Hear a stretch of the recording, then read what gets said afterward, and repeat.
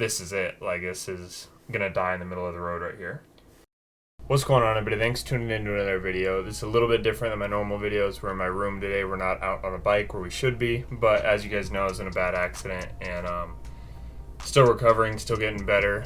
But I'm finally starting to, I put the part of the KTM back together yesterday and still just have so much internal damage and stuff that I'm just hurting so bad, but should be getting back up soon. Before we get into today's video, thank you guys so much for 6,000 subscribers. This is so cool watching the channel grow, and there's big things coming. Just need to get back up on my feet. Trying to invest a little bit in maybe some nicer cameras, things like that. Thank you guys so much for 6,000 subscribers. I really want to hit 10. That would absolutely blow my mind. If you guys could help me get there, I'd appreciate it a ton. Most of you guys watching aren't even subscribed yet, so let's get there. Before we get into this video, I take things pretty lightheartedly and everything happens for a reason, so I'm pretty positive about the whole experience, but I definitely want you guys to understand there's one thing I did during this accident that is the only reason I'm still here today, and that's why I'd appreciate if you guys could like, comment, share this video. That if you ride motorcycles, watching this video could literally be the difference of saving your life versus not. It's that important to me that people see this video. I really want people to see this video for that exact reason.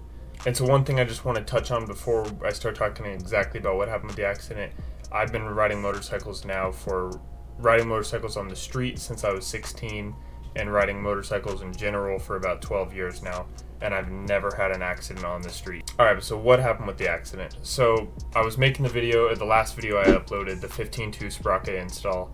By the time I had the sprocket installed, it was nighttime. I even said in the video, I wish I would have just waited till tomorrow to film it.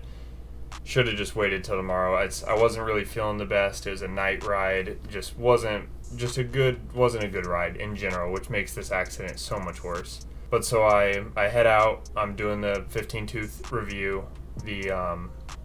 Once again, another thing that just made this accident suck is the 15-tooth just wasn't really, kind of made the bike burn up gears faster. It didn't really change the torque, so I was just not really having the best ride. It wasn't really that fun. I was getting ready to come home and put the stock gearing back on.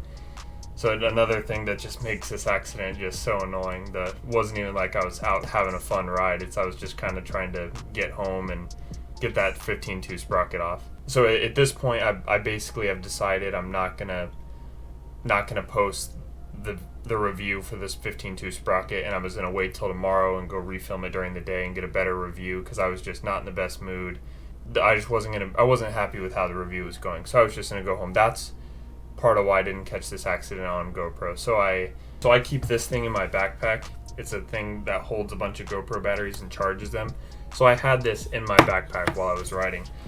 I had a bunch of batteries. No reason the GoPro should have died. The only reason it did is, one, I was done with the review, so I was just kind of putting around town. It's not like I was out making a video anymore, so I was just kind of done with the ride, done with the review. So I wasn't even considering if the GoPro was still running or not. I might have swapped the batteries if I rode a little bit longer, but I was kind of on my way home, just was not thinking. From now on, my GoPro will never be dead again. When I'm riding, I'm going to change the batteries, even if I'm just putting down the street like this time. But let's go ahead and open up Google Maps here, and we'll get into exactly what happened with the accident. Alrighty guys, so here's what happened with the accident. So I was coming down this road, turned right onto this road here. Once again, at this point, I'm just putting around town. I'm not recording anything anymore. I'm just trying to cruise home. I'm going down this road for a little bit, and then right here. So do you see this white car right here? Right there, there's somebody waiting to turn. This is one of the most common motorcycle accidents in the world. I'm going to get into the reason I survived this accident, but part of it is because I've had this scenario play through my head 1,000 times. But alright, so here's what happened with the accident. I pull up. As I'm about here in the road, I see that, or as I would say, when I'm about here, I see the car start to pull out.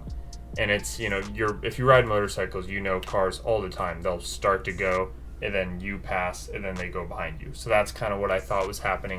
Didn't really, like, I covered the brake. I was like, maybe this person's going to pull out, but once again, didn't really consider it that they were actually going to pull out. And then by the time I get to about here, it was almost like they were trying to turn before I was going to cross, or it's almost like they were trying to turn before I got there. So they swung out really fast. Absolutely nothing I can do. Like I said, I've been riding for 12 years. I'm very comfortable on a motorcycle. I've owned 40 or 50 motorcycles. I've worked at motorcycle shops, rode bikes. Like, I'm very comfortable on a motorcycle. And I did not even have a chance to hit the front brake. Did not even get a chance to apply any sort of brake.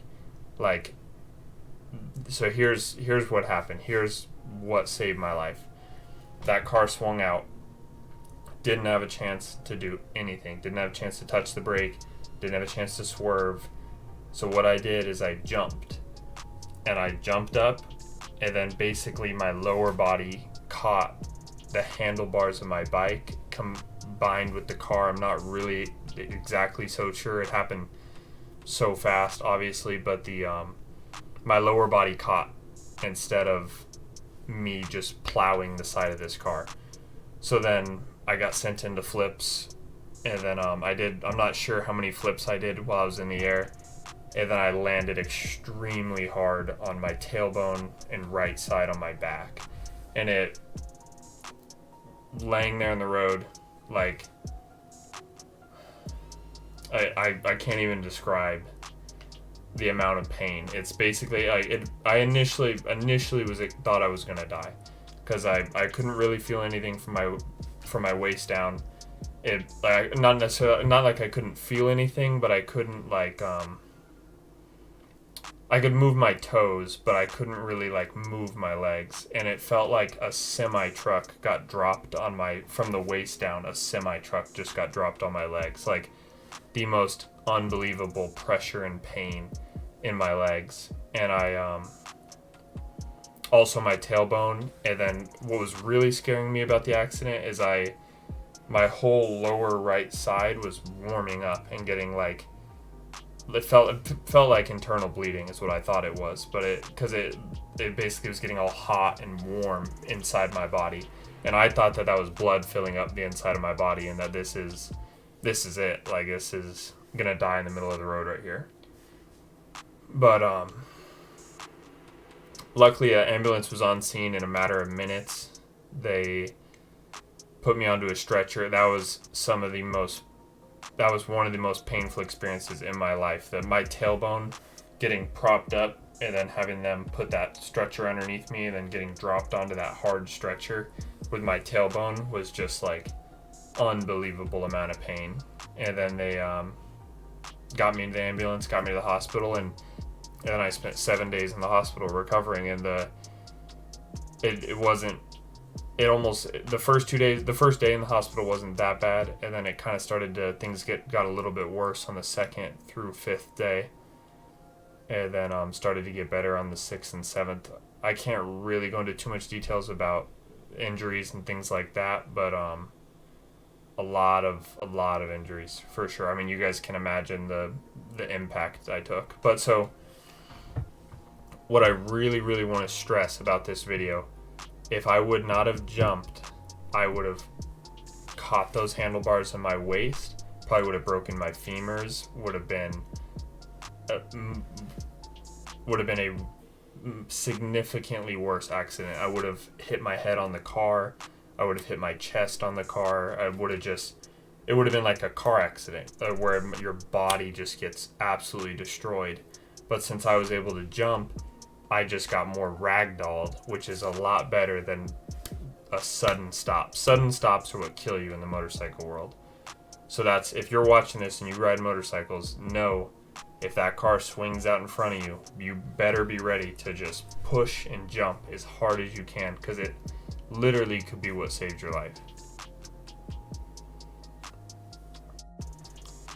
But yeah, guys, so that is breaking down the accident. It definitely was an interesting experience. It's like I said, I try to take things lightheartedly. It's not, some people stop riding after motorcycle accidents and things like that, and it's the way I look at it. It's, you don't stop driving a car after a car accident. It's just, I'm one of those people. I know the risks. I mean, once again, it could have been a lot worse, and maybe my opinion would be different if the accident went differently, but the way I look at it is I knew the risk riding motorcycles, and I'll know the risks for getting back on a motorcycle. It's just part of the game. But yeah, that is it for today's video. I appreciate you guys tuning in, and I will see you in the next one.